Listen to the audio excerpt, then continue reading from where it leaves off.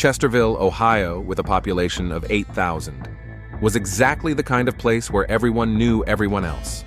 And the biggest news of the week might be the opening of a new cafe on Main Street.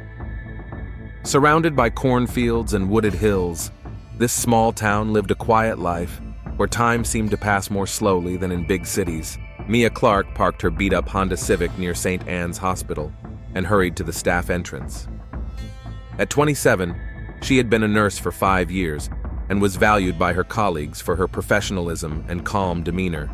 Tall and slender, with chestnut hair pulled back into a practical ponytail, Mia looked tired after a 12-hour shift, but her eyes still sparkled with the kindness that made her a favorite with patients. "Running late again?"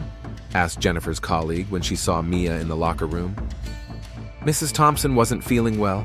I couldn't leave her alone," Mia replied, taking off her white coat. "Are you going home?"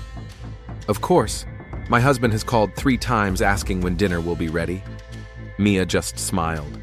She didn't have a husband, or even a steady boyfriend.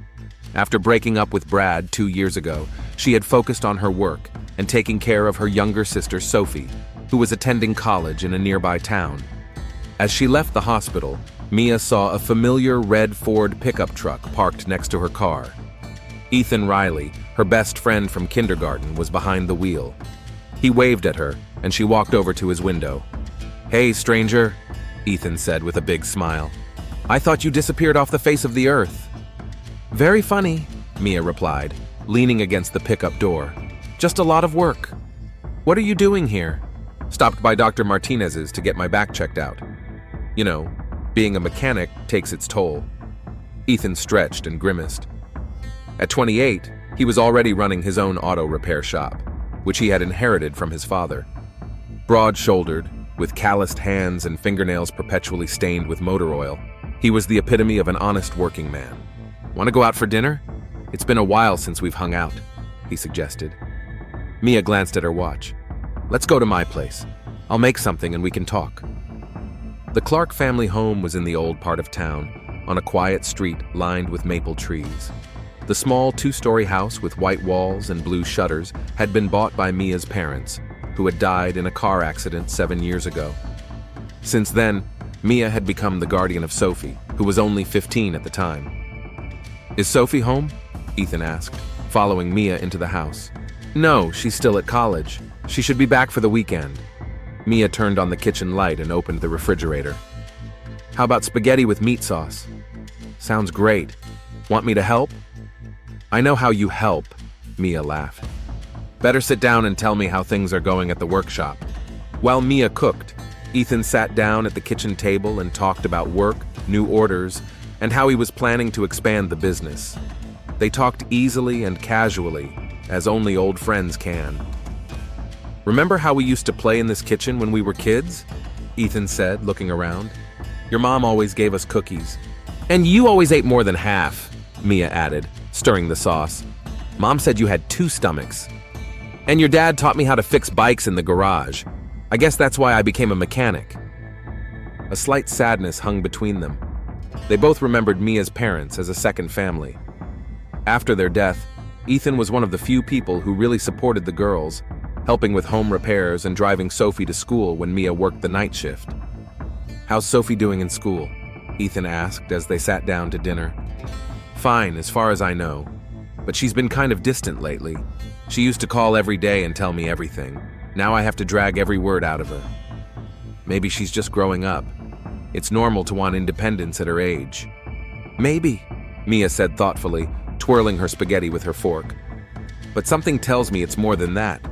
When she was home for summer break, she seemed tense, like something was bothering her." "Have you talked to her about it?" "I tried, but she brushed it off, said everything was fine, that I was worrying too much."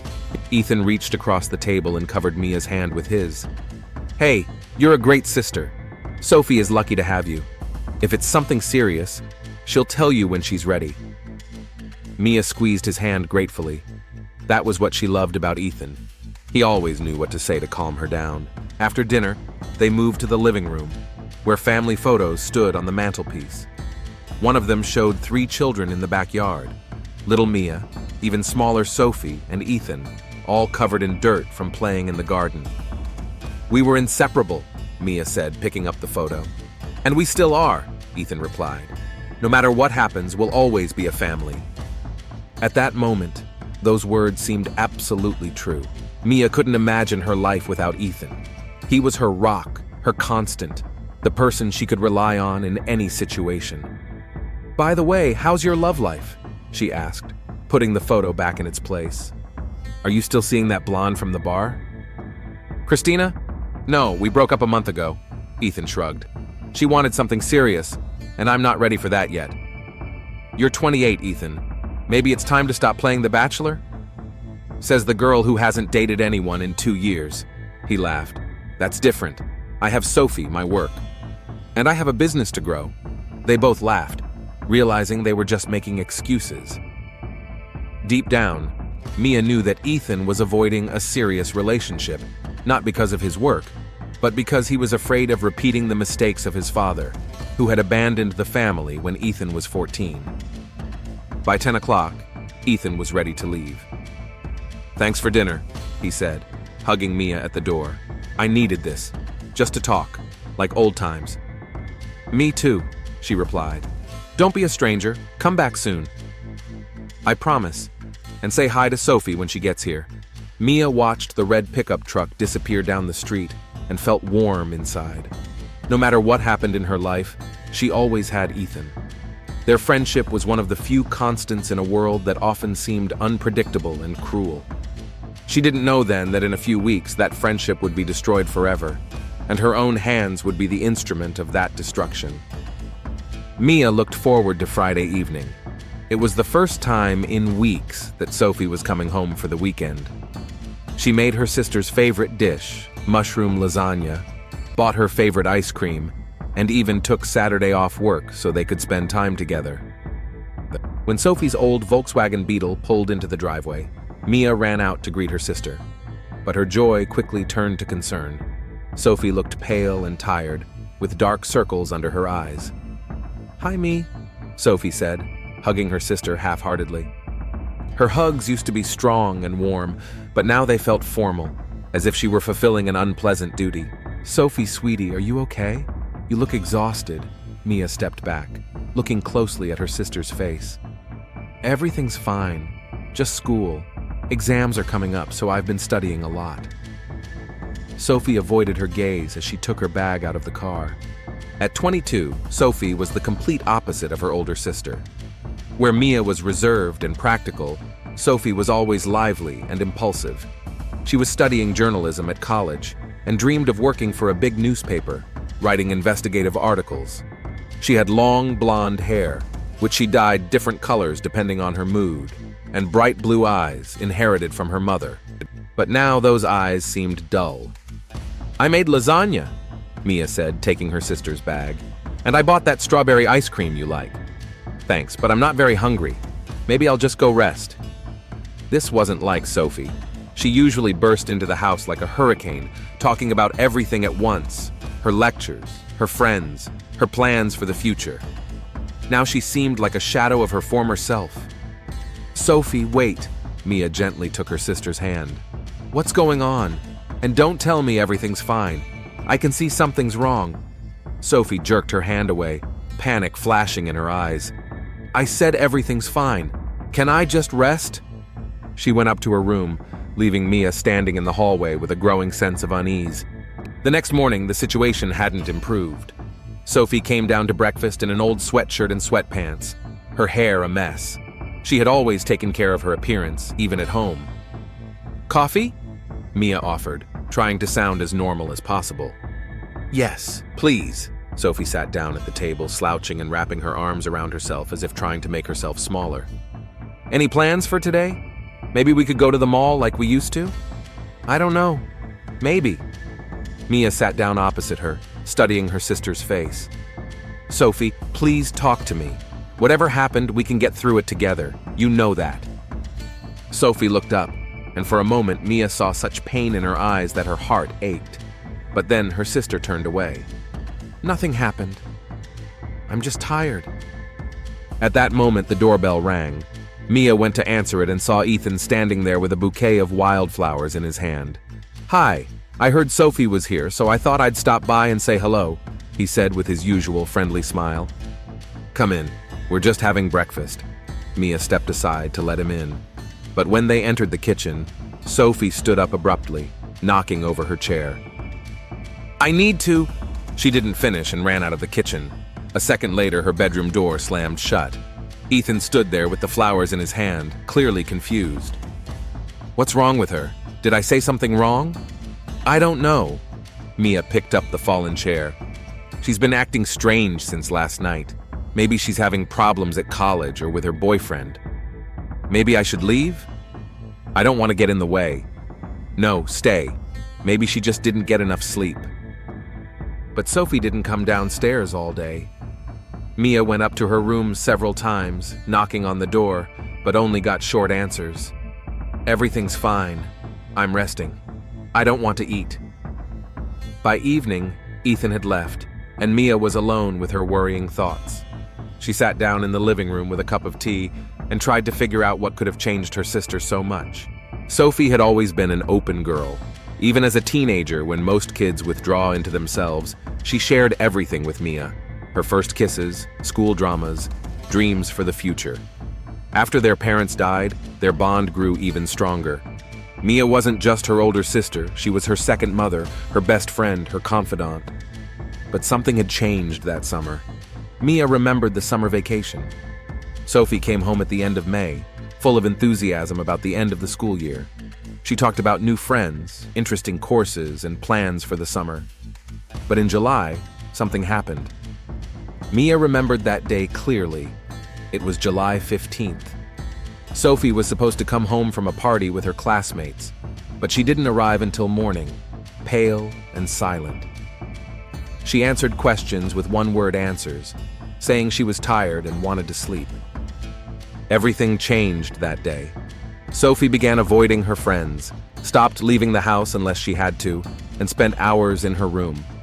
Mia had attributed it to fatigue from school and social life, but now she realized it was something more.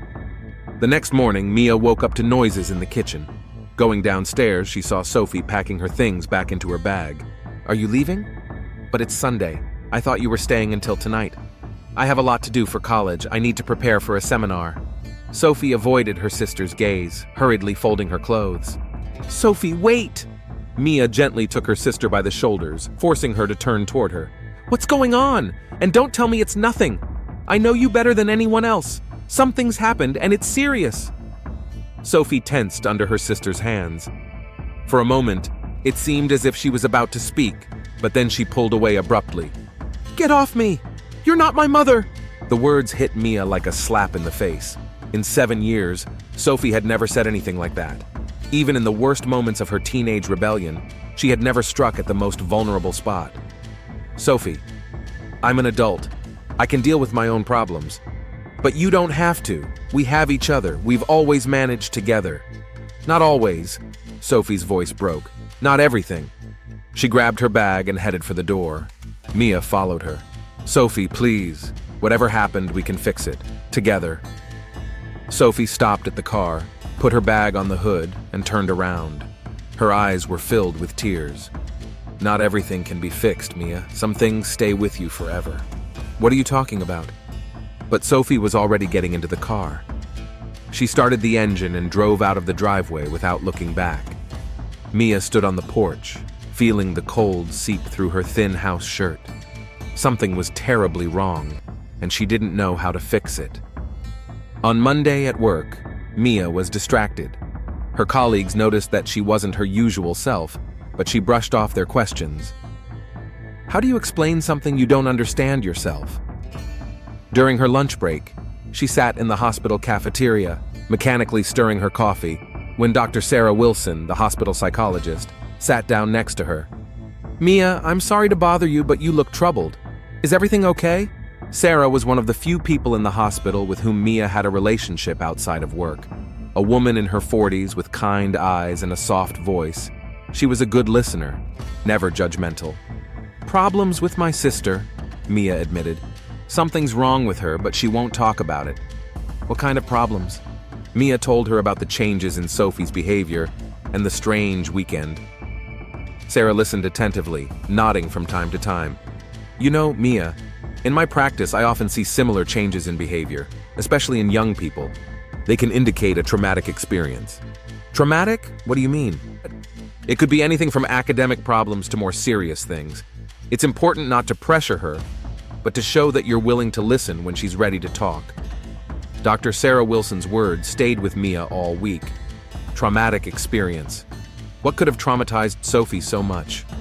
On Thursday evening, while Mia was cleaning the house, she decided to go into Sophie's room to vacuum. The room looked as if her sister had been in a hurry to get ready. Several items were scattered on the floor, and the desk was covered with papers. As she gathered the papers, Mia stumbled upon something that made her heart skip a beat. It was a brochure from a sexual assault center.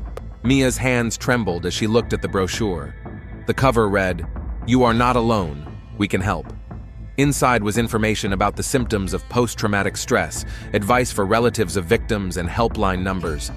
Several pages were marked with a yellow highlighter. Mia read the highlighted lines, and the horror grew with every word. Avoiding people and places that remind you of the trauma, sudden mood swings, social isolation, feelings of shame and guilt. It perfectly described Sophie's behavior. Mia sat down on her sister's bed, clutching the brochure. Her little Sophie. Someone had hurt her. Someone had dared to touch her sister. Rage rose in her chest, mixing with pain and despair. Everything fell into place. The summer party after which Sophie had changed, her strange behavior, her avoidance of people. Mia took out her phone and dialed Sophie's number. There was no answer. She tried again, then wrote a message. "Sophie, I need to talk to you. It's important. Please call me back." There was no reply. Mia didn't sleep all night, replaying the events of the summer in her head. Who was at that party? Who did Sophie know? Who could... In the morning, she tried calling again, but to no avail. At work, she was like a zombie, going through the motions, thinking only of one thing, how to help her sister. On Friday evening, when Mia had given up hope, the phone finally rang. "Mia?" Sophie's voice was quiet and broken. "Sophie, thank God. Where are you? I was worried." "I'm ready to talk. Can you come over?" "Of course. I'll be right there." Mia rushed to her car, her heart pounding. Finally, Sophie was ready to open up. Whatever happened, they would get through it together. They always had. But Mia didn't know that what she would learn in an hour would change everything forever, and that the person she considered family would turn out to be the one who destroyed her sister's life. The drive to college had never seemed so long to Mia. Every mile stretched into eternity, her thoughts racing between hope and fear. She knew that the conversation that awaited them would change everything, but she had no idea how much. Sophie lived in a small apartment near campus with her roommate, Ashley. When Mia climbed to the third floor and knocked on the door, Sophie opened it herself. She looked even worse than she had over the weekend, haggard with red eyes from crying. "Ashley's gone to spend the night at her boyfriend's," Sophie said, letting her sister into the apartment. "We can talk in private." The apartment was small but cozy. Sophie's favorite movie posters hung on the walls, and textbooks and photos of her friends lined the shelves. Everything looked normal, but the atmosphere was tense. They sat down on the sofa opposite each other. Sophie wrapped her arms around her knees, curling up into a ball. Mia waited, not daring to speak first. "You found the brochure," Sophie finally said. It was a statement, not a question. "Yes. Sophie, what happened? Who hurt you?" Sophie closed her eyes and tears streamed down her cheeks. "I didn't know how to tell you. I thought I could handle it myself. Forget about it." "Tell me, please." Sophie took a deep breath, as if preparing to dive into cold water. "It happened on July 15th. Remember when I went to Mike Chung's party? He had a barbecue to celebrate the middle of summer. All our friends from college were there, and a few people from home." Mia nodded. She remembered that night. Sophie was supposed to be back by midnight but didn't show up until morning. "Everything was fine at first. We were grilling meat, playing games, laughing. I had a couple of beers, but I wasn't drunk. And then..." Sophie's voice broke. "Don't rush. Tell me how you can." "And then he said he wanted to talk to me, alone. He said it was important." Sophie wiped her nose on her sweatshirt sleeve. I didn't think anything was wrong. I trusted him. We've known him for so long. Mia's heart skipped a beat. Who? Sophie. Who was it? Sophie looked up, her eyes full of pain and shame. Ethan. The world stopped. Mia felt the ground slip away beneath her feet. What? Ethan.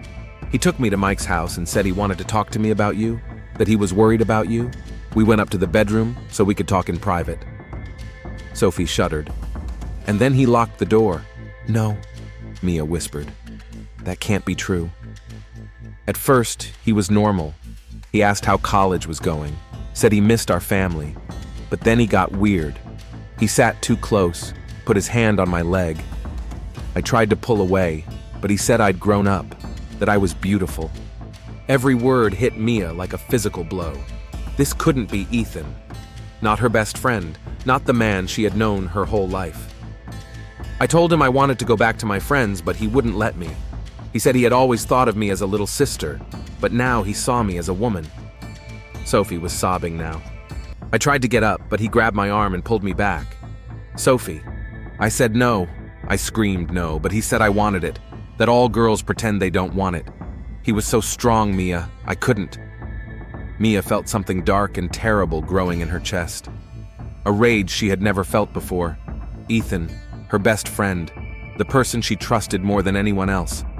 When it was over, Sophie continued, her voice trembling, he said that no one would believe me if I told anyone, that I had come to his bedroom with him, that everyone would think I wanted it, and that it would destroy our family. My God. Mia crawled over to her sister and hugged her. Sophie pressed herself against her like a little child. I was so afraid to tell you, Sophie sobbed. I knew how much he meant to you. He was like a brother to us, and I thought it was my fault. No, Mia said sharply, pushing her sister away to look her in the eyes. It's not your fault. It never was and never will be.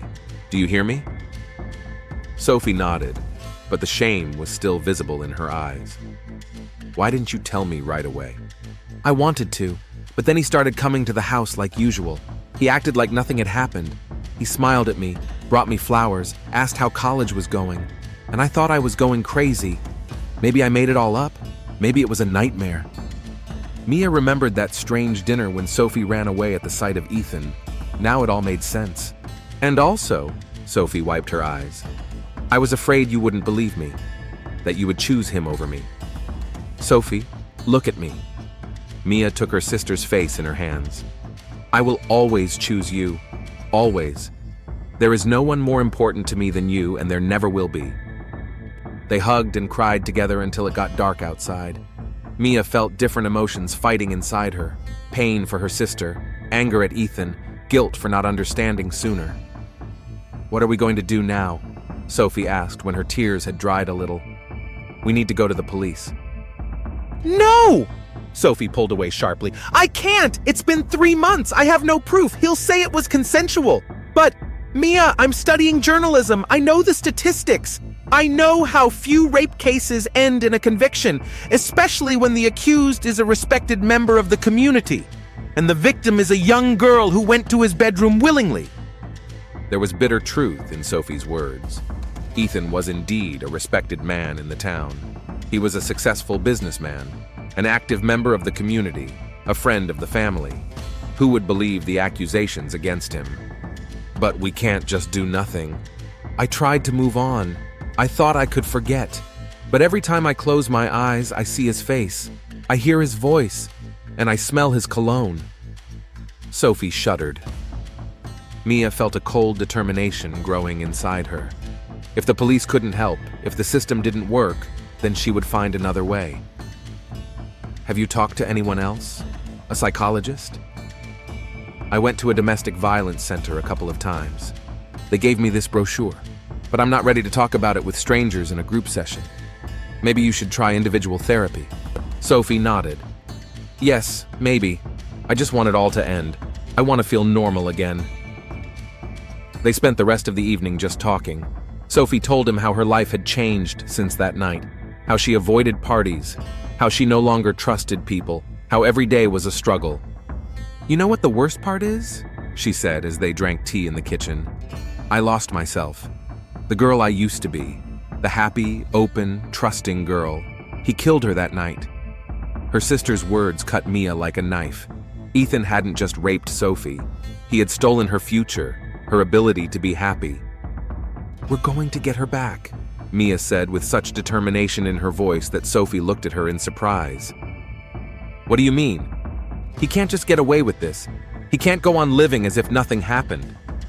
Mia, I told you, the police won't help. There are different kinds of justice."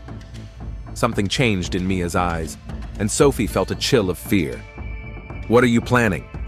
"Nothing specific yet, but I won't let him live peacefully, knowing what he did to you." "Oh, Mia, please don't do anything stupid. I don't want you to get hurt because of me. I'm a grown woman. I can decide for myself what to do." Sophie took her sister's hand. "Promise me you won't do anything rash. Promise you'll talk to me before you do anything." Mia hesitated. She already knew she couldn't keep that promise. But Sophie looked at her with such hope that she nodded. "Okay, I promise it was a lie, and they both knew it." Late at night, Mia drove home, her mind racing. Ethan, her best friend since childhood, the man she considered family. How could she have been so wrong about him? She thought back to all the times they had spent together, trying to find signs that he was capable of such a thing. Were there hints she had missed? Were there moments when he had been aggressive or disrespectful to women? Ethan had always been a gentleman. He had protected her from bullies at school, helped her with heavy bags, and treated girls with respect. Or so she thought. Now every memory was tainted. Every smile, every hug, every "I love you like family." It was all a lie. When she got home, Mia sat in her car for a few minutes, staring at the house. Ethan had been here hundreds of times. He had sat at their kitchen table, slept on the couch in the living room, helped fix the faucet in the bathroom. This house was his second home. And all this time, he had been planning to hurt Sophie. Mia entered the house and went straight to the kitchen. She took a large kitchen knife out of the drawer and placed it on the table. The cold metal reflected the light from the lamp. She imagined approaching Ethan, telling him she knew the truth. She imagined the surprise in his eyes, then the fear. She imagined him trying to deny it, to justify himself, to blame Sophie. And then she imagined stabbing him in the chest. The thought didn't scare her. On the contrary, she felt a strange sense of calm, justice. Ethan had hurt her sister, the only person who truly mattered in her life. He had to pay for that. Mia put the knife back in the drawer, but the thought remained. A plan began to form in her head, not hasty or impulsive, but deliberate and cold. Ethan had to die, and she would be the one to do it. Mia spent the rest of the night awake, planning. She thought about where and when to do it, how to avoid suspicion, what to tell the police. She was a nurse. She knew anatomy. She knew how to kill quickly and efficiently. By morning, the plan was ready. All that was left was to wait for the right moment. Ethan Riley didn't know it, but his days were numbered. The man he considered his best friend was already planning his death. And no one could save him because no one knew the truth. The truth that sometimes monsters wear the face of a friend. Mia waited for 3 days. For 3 days, she went to work, smiled at her colleagues, and did her job, but inside she was burning with rage. Every free minute she had, she thought about the plan, checked the details, and imagined how it would all happen. On Wednesday evening, Ethan sent her a message. "Hey, long time no see. Want to come over to my studio? I want to show you a new project." Mia stared at her phone screen, her hands shaking. Not from fear, but from anticipation. The moment had arrived. "Sure," she wrote. "I'll be there in an hour." Ethan's auto repair shop was located on the outskirts of town, in an industrial area. It was a large gray metal building surrounded by a high fence.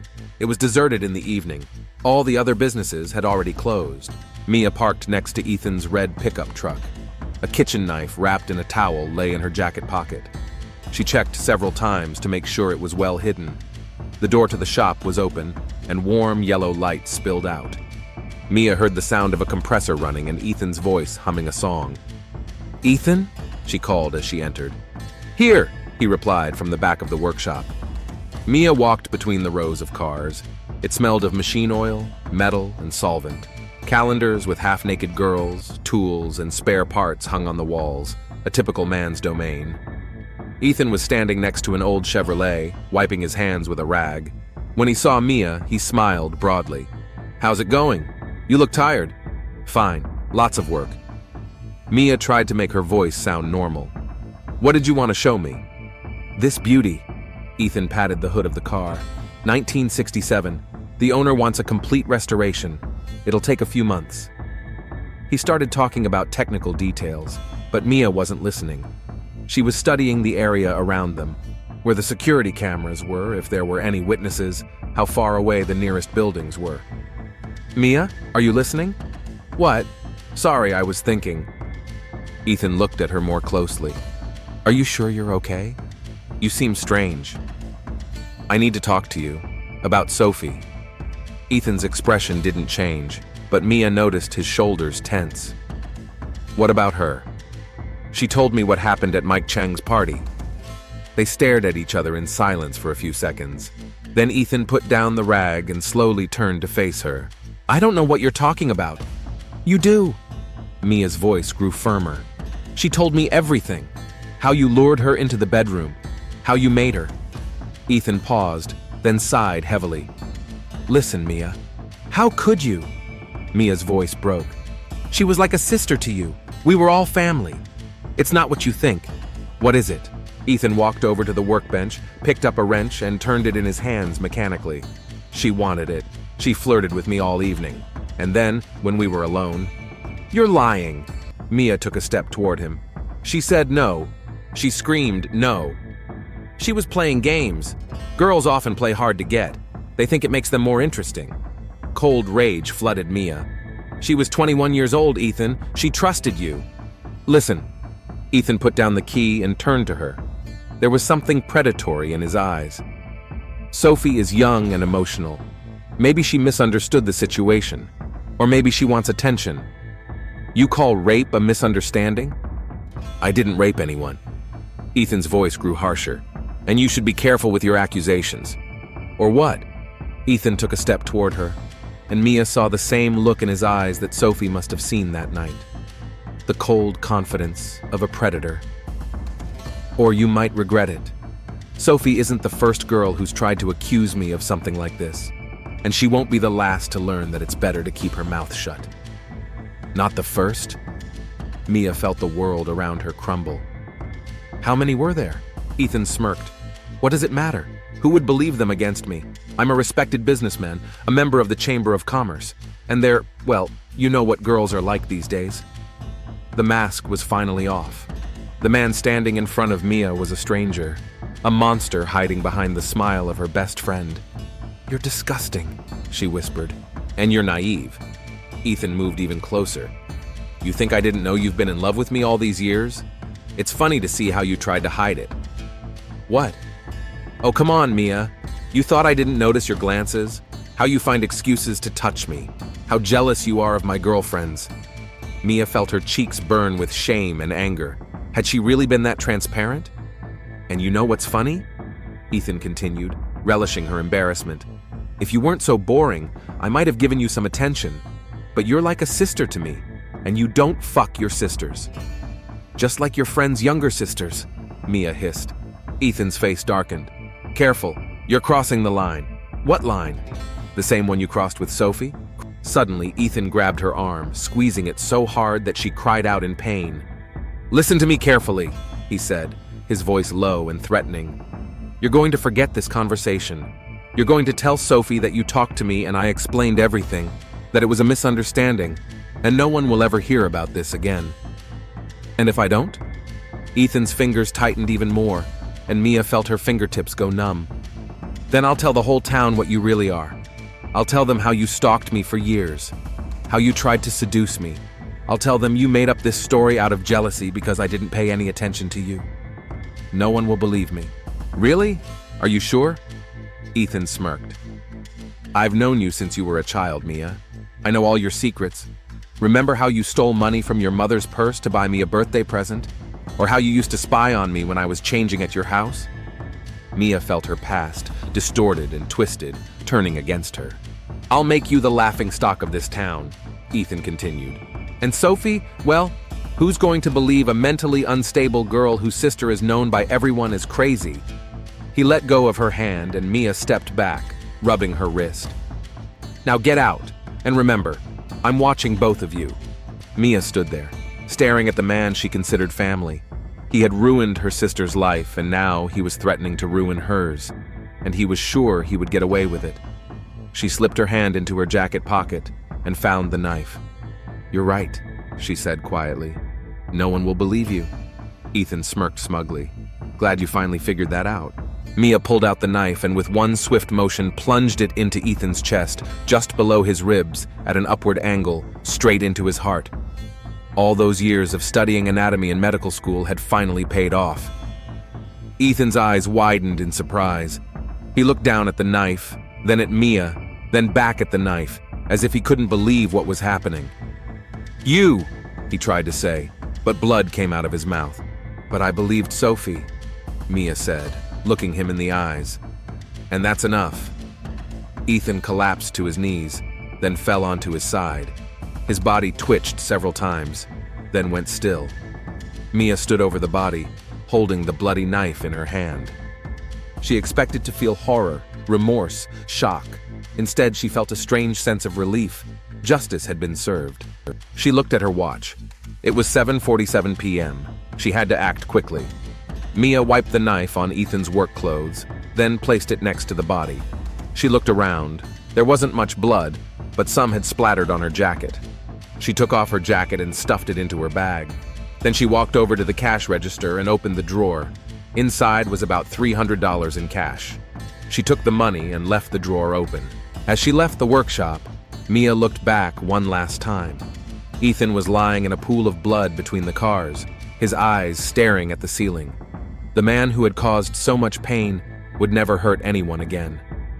Mia got into her car and drove home.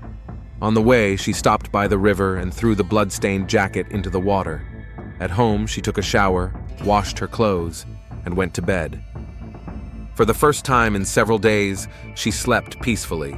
Ethan Riley's body was discovered the next morning. His assistant, Tommy Brown, who was supposed to open the workshop at 8 in the morning, was the first to arrive at the scene. "Oh my God! Oh my God!" Tommy shouted into the emergency phone. "Ethan's dead! There's blood everywhere!" By 8:30 a.m., the scene was swarming with police, paramedics, and forensic experts. Detective James Cole was one of the first to arrive. Cole had been with the Chesterfield Police Department for 20 years. A tall, thin man with graying hair and tired eyes. He had seen a lot, but murders were rare in their quiet town. "What do we have?" he asked Officer Martinez, who was the first to arrive on the scene. "Ethan Riley, 28 years old, workshop owner.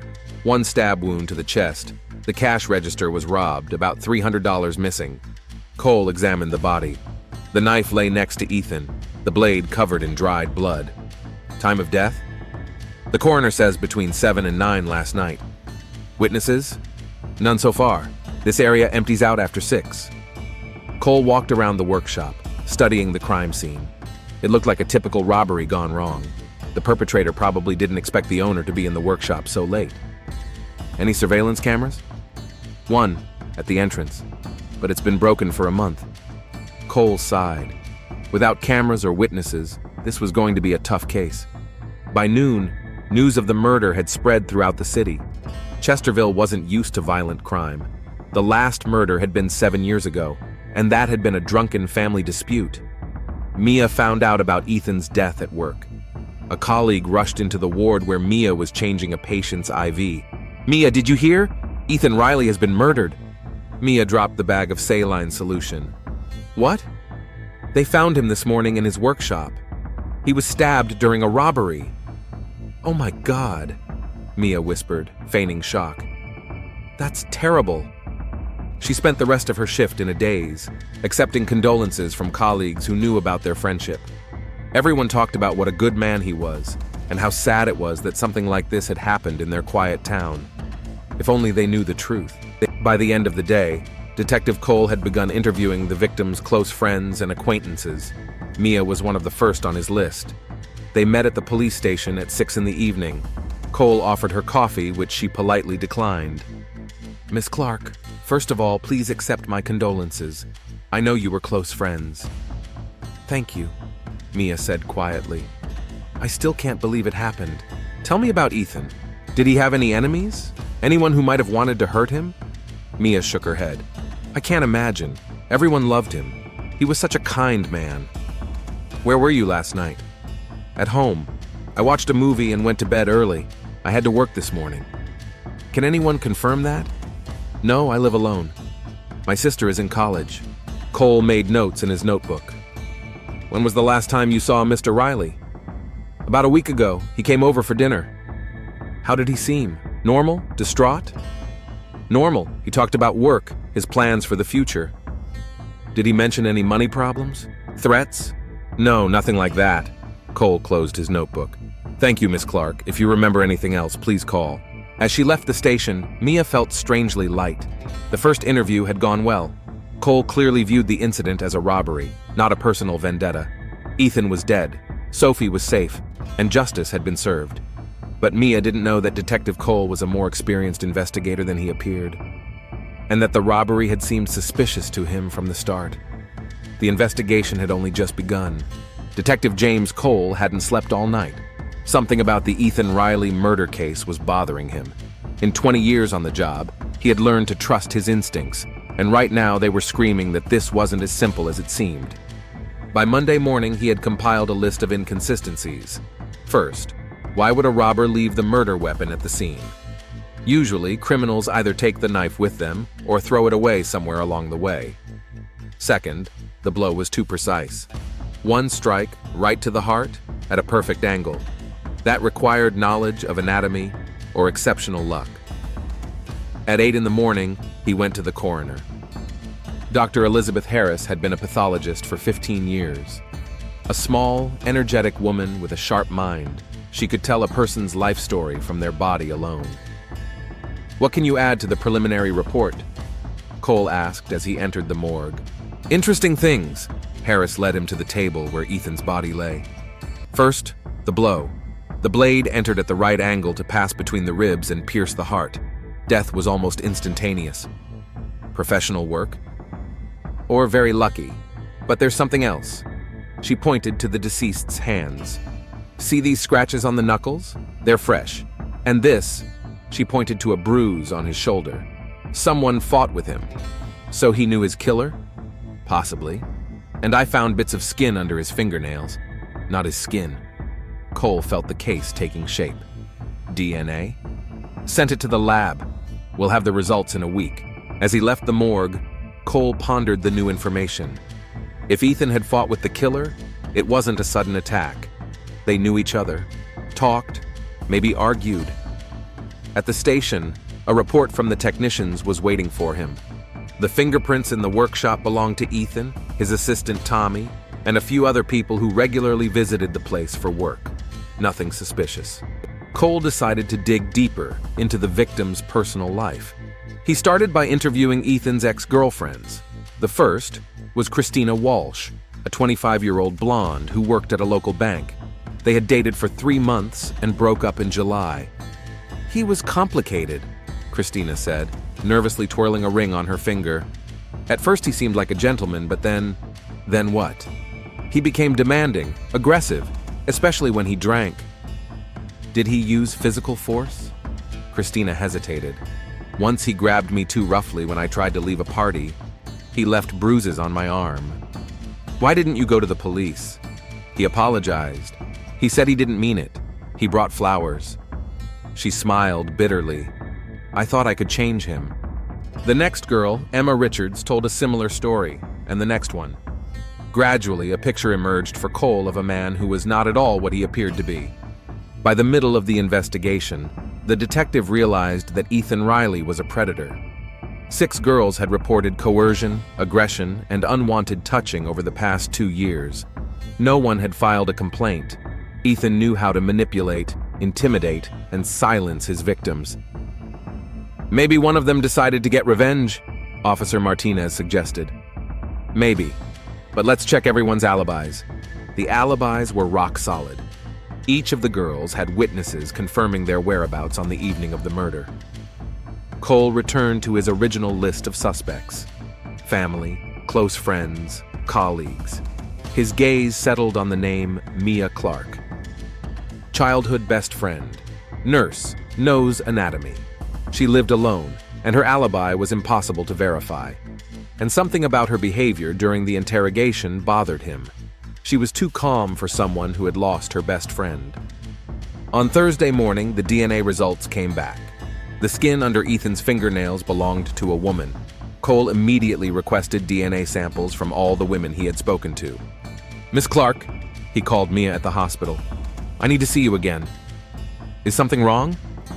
"There are new developments. Can you come to the station after your shift?" Mia agreed, but Cole detected tension in her voice. They met in the same office. This time, Cole was less friendly. "Miss Clark, I need a sample of your DNA to rule you out." "DNA? Why?" "Standard procedure. We take samples from everyone who was close to the victim." Mia tried to look calm, but Cole noticed her swallow. "Sure, no problem." The nurse took a swab from her mouth. Cole watched Mia leave. Something was definitely wrong. The next day, the results came back. The DNA matched. Cole sat in his office, staring at the report. Mia Clark was in the workshop on the night of the murder. She had been fighting with Ethan, and she had lied about it. But why would his best friend kill him? What was her motive? The detective decided to dig deeper into the Clark family. He drove to the college to talk to Mia's younger sister. Sophie Clark looked pale and nervous when she was called out of her lecture. Cole introduced himself and explained the reason for his visit. "I'd like to offer my condolences about Mr. Riley. I know he was a close friend of the family." Sophie tensed up. "Yes, thank you. Tell me about your relationship with him." "Normal. He was friends with Mia since childhood. He often visited our home."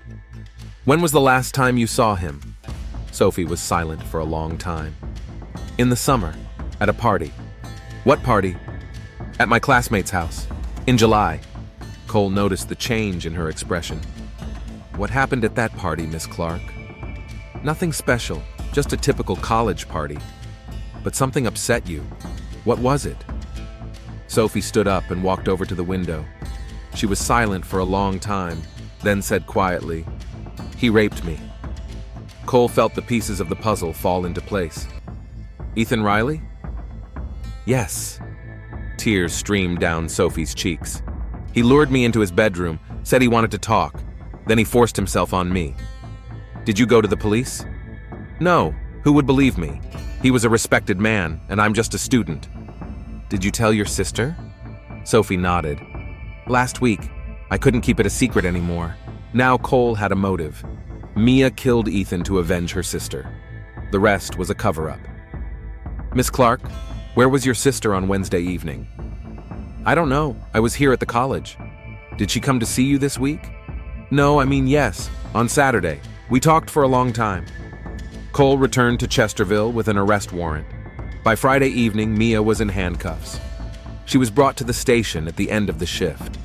News of her arrest spread throughout the town within an hour.